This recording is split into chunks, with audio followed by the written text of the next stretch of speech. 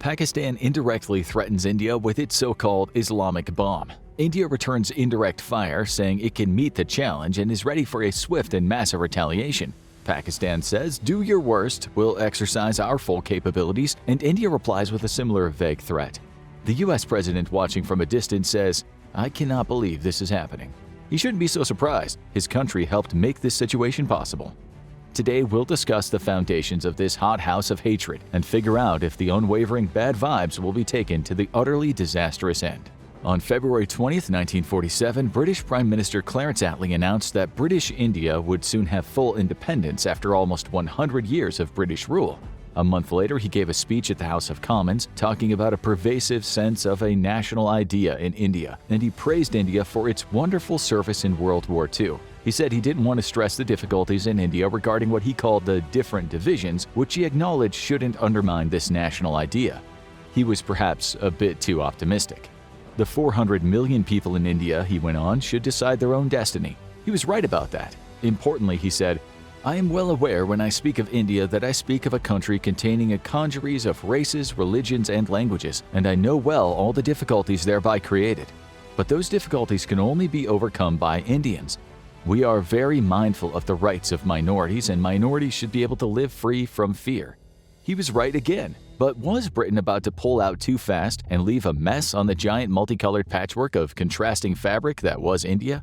On June 3rd of that year, the Mountbatten Plan was announced, which stated that there would be a partition of India. This would consist of the Dominion of India and the Dominion of Pakistan, Pakistan with a Muslim majority and India with a Hindu majority. Simple, job done. Goodbye, namaste, assalamu alaikum, as well as other ways to say goodbye in the hundreds of languages in India. But there was also the so-called princely states, which in the time of the British Raj were not directly ruled by the British but by Indian rulers.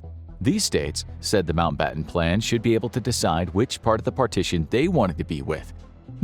Thought the British, okay. That's maybe not so simple, but never mind. Cheerio, guys. Pleasure's been ours. At the stroke of midnight on August 14th, Pakistan officially came into existence as a self-governing entity, and at midnight the next day, India did too. We're going to simplify things here a bit for the sake of time. So let's just say splitting India was very problematic. There were power struggles after the British pulled out. It had been done too hastily. People were stuck on the wrong side. Families, communities, and farms were split apart. This was a country that had already been on the brink of chaos before the war. The Great Depression had ravaged India, and large swaths of the population were unemployed and literally starving. In Bengal, there was a famine in 1943 in which 800,000 to 3.8 million Bengalis died. The British tried to pass it off as an unavoidable natural disaster. In actuality, various wartime policies created a human-made disaster for which the Brits could take a lot of the blame. So tensions were already fraught before the partition, never mind after. There were, of course, ethnic tensions. There was a migration of around 10 million people trying desperately to get to where they wanted. Fighting erupted everywhere. Communities engaged in mass killings. No one knows the exact death toll, but it's estimated that at least several 100,000 people died in the conflicts. But it might have been as many as 2 million.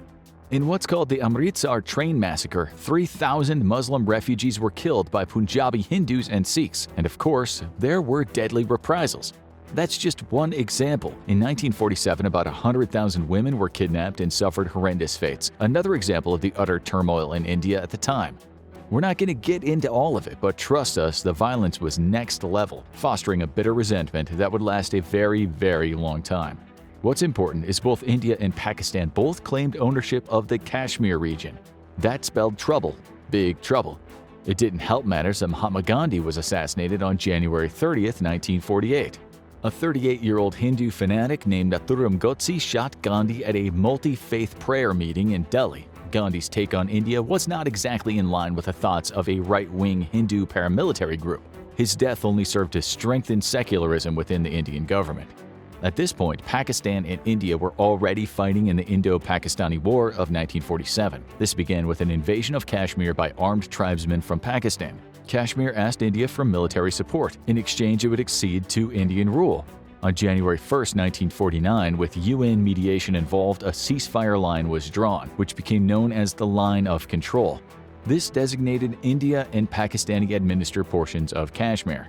In 1965, there was a second Indo-Pakistani war when, under Operation Gibraltar, Pakistani soldiers went over to the Indian side of Kashmir with the intention of starting an insurgency. In 1966, both sides again agreed to peace. This would become a familiar story. All this time, more trouble had been brewing in Pakistan. There was East and West Pakistan, with the East having a majority Bengali population. Punjabis mostly dominated the West. The two sides didn't often agree on most matters. In short, the East side didn't feel it was represented enough in politics. Bengalis felt oppressed, and this and many other reasons led to a bloody civil war. The Pakistani armed forces, along with pro-Pakistani Islamist militias, massacred between 300,000 and 3 million people and did heinous things to 200,000 to 400,000 women. Bangladesh says 3 million were killed in this genocide and as many as 30 million people were displaced. Pakistan generally gives much lower figures, but there was no doubt some high-level brutality was going on. India was behind the East and joined in what would be called the Indo-Pakistani War of 1971. It was the East with its Indian forces that won, which ensured that Bangladesh was formed as an independent country.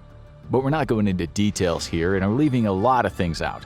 Rest assured, India and Pakistan, they were having issues. To point out that India and Pakistan have their differences would be a massive understatement. It's like saying God and the devil have history. The conflicts haven't stopped, of course. In fact, the fires of division have raged time and again. But before we get into current flare-ups of violence, we need to talk about another important matter. On July 16, 1945, the Americans conducted the first nuclear bomb test in history, codenamed Trinity. The detonation happened at a site about 210 miles south of Los Alamos, New Mexico.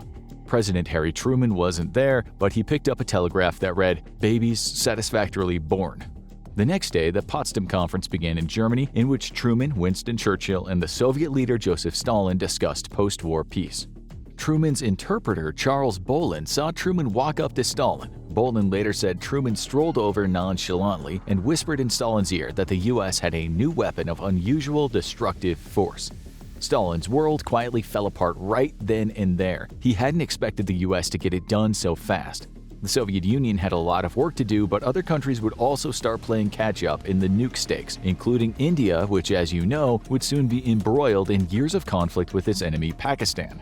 In regard to this show, it's ironic that the so-called father of the atomic bomb, Robert Oppenheimer, used a phrase from an ancient Hindu text when he first saw the bomb explode. That was, "Now I am become death, destroyer of worlds." On August 29, 1949, the Soviets saw their own destroyer of worlds explode at a test site in Kazakhstan. It hadn't taken long, but hey, spies did their fair share in helping the Soviets. The Brits followed in 1952, and the French in 1960, then came China. But who would be next? The answer is India in 1974, under its secret Smiling Buddha project that came to fruition on May 18th in the Pokhran region of Rajasthan. The US was not happy at all. It wasn't supposed to be this way. When the test took place and an explosion equivalent of 8 to 12 kilotons churned up the earth of northwest India, it apparently came as a bit of a shock to the US. Under the 1968 Nuclear Non-Proliferation Treaty, it was agreed there would be nuclear haves and nuclear have-nots, but India didn't see this as valid. It wanted to be one of the haves, and it wasn't concerned about what the US thought about that. Then the US stopped sending uranium to fuel India. India called its test peaceful, but the US said it didn't really see the difference between peaceful and military nuclear devices. The reason the launch became possible was in part because of the US.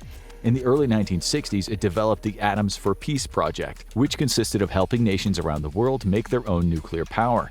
This not only meant sharing materials but also sending scientists to other nations. The whole thing was on the condition that these countries did not go ahead and start trying to make nuclear weapons. It turned out that this was like giving a child some candy and telling them they need to wait until after dinner to eat it. Of course, there was always a concern, but in the case of India, the US media reported that India's Prime Minister, Lal Bahadur Shastri, had no plans to make an A-bomb. Let's just say things changed. The US said it would keep sending India nuclear fuel for 30 years, which, as you know, didn't happen after it conducted its nuclear test. Cutting India off from nuclear fuel was a big deal. The New York Times wrote that the US was cutting off a supply of atomic fuel that is becoming critical for the Indian economy. The Canadian government also stopped sending nuclear fuel, saying with all the poverty in India, it wasn't right that the country had devoted tens or hundreds of millions of dollars to the creation of a nuclear device for a nuclear explosion. At that point, India's Prime Minister was Indira Gandhi. She'd already made friends with the Soviet Union, and India had received arms because of that. She said something along the lines of, "Bugger that, I'm not signing any nuclear treaty." She was also worried that the US had too much control over India, kind of forcing her country to adopt its policies by bargaining with food aid. She also didn't like President Richard Nixon, who supported Pakistan in the Bangladeshi Liberation War when she was running India. This is important.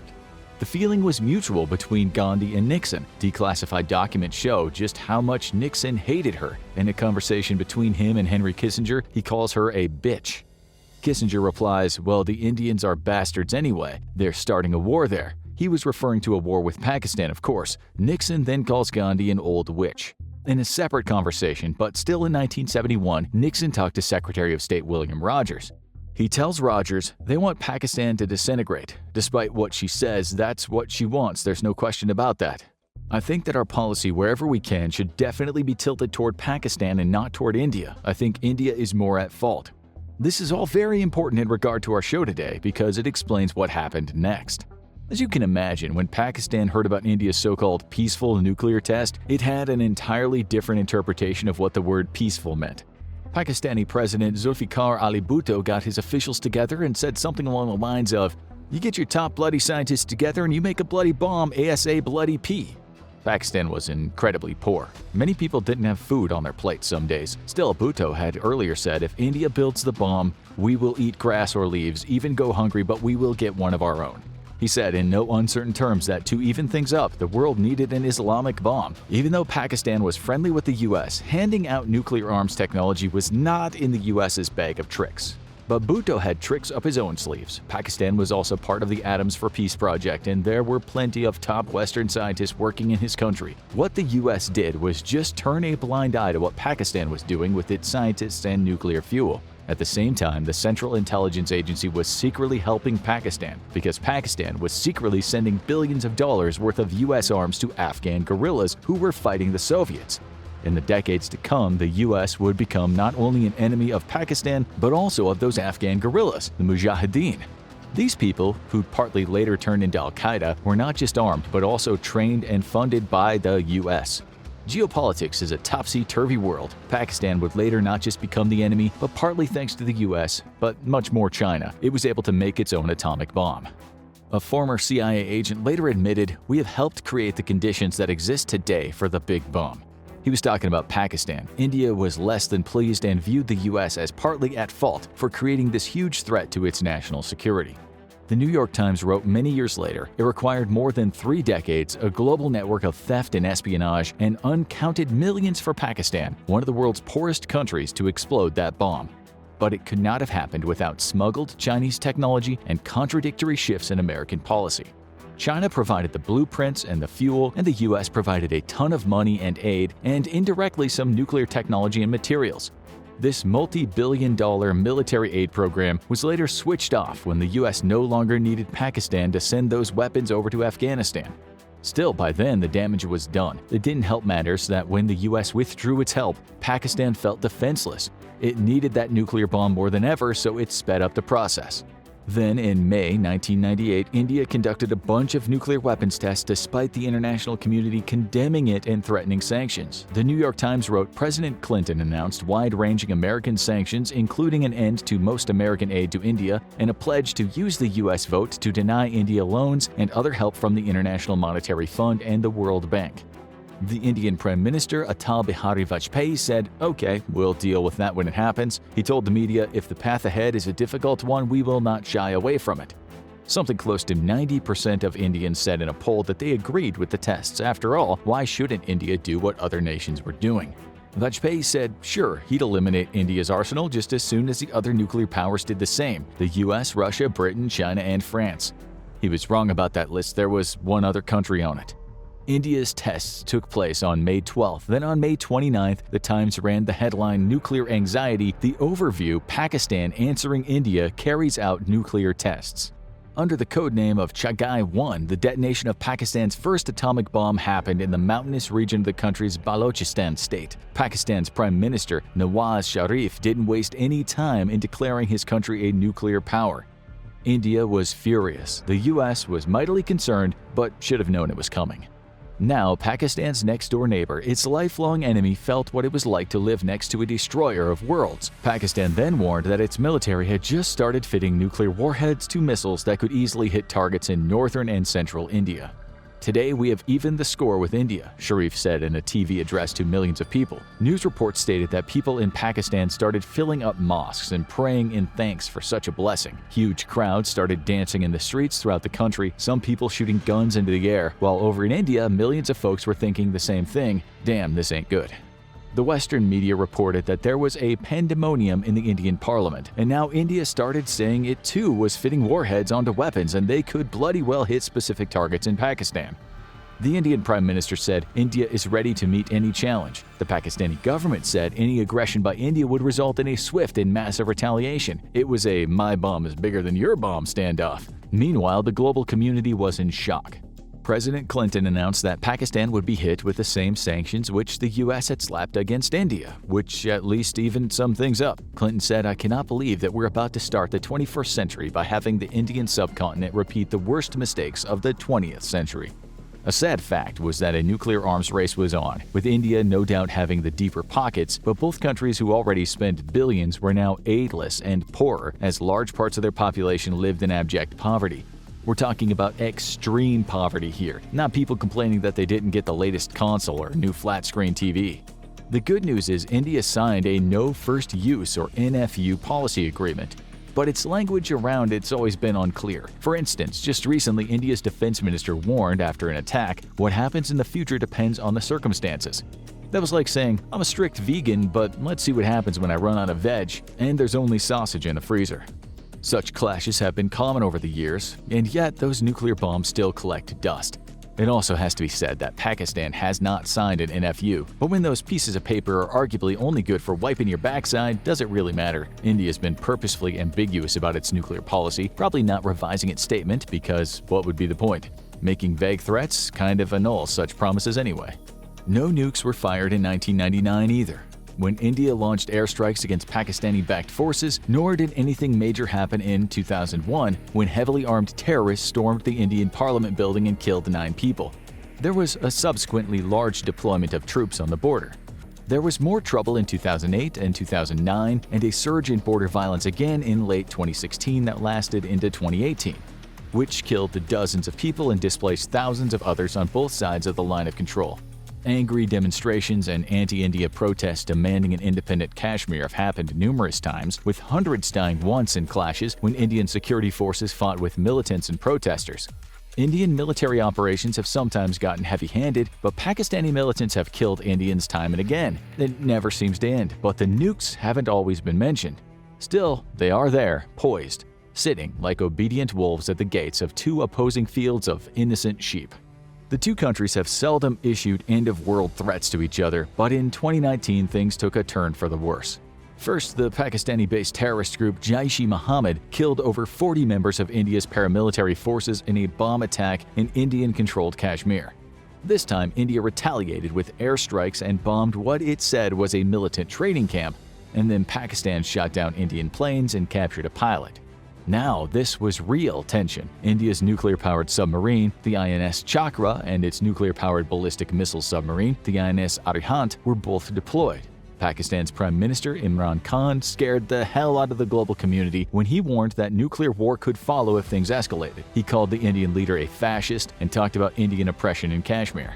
He warned, "We are heading for a potential disaster of proportions that no one here realizes. It's the only time since the Cuban crisis that 2 nuclear-armed countries are coming face to face."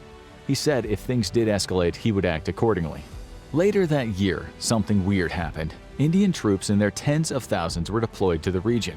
Regional leaders' homes were raided, and leaders were put under house arrest. Schools were closed, a big Hindu festival was canceled, and telephone and internet services stopped working. India then announced it had scrapped most of Article 370, calling it a historical blunder. In short, what this meant is that Kashmir will no longer have the degree of autonomy it's had from India up to this point. It will now follow the rules of the rest of India, which also will mean that people outside the state will be able to buy land there. India says this will promote development. But remember, this state has a Muslim majority, so some people have said India's plan is to change that by opening it up to outside development. a former Kashmir chief minister, said this constitutional relationship has been turned into an illegal occupation, so that is what we are going to be fighting about now. And sure, Pakistan said what India has done is illegal. It threatened to exercise all possible options, which could have meant anything. But Pakistan didn't resort to violence. Instead, it curtailed diplomatic relations and suspended trade.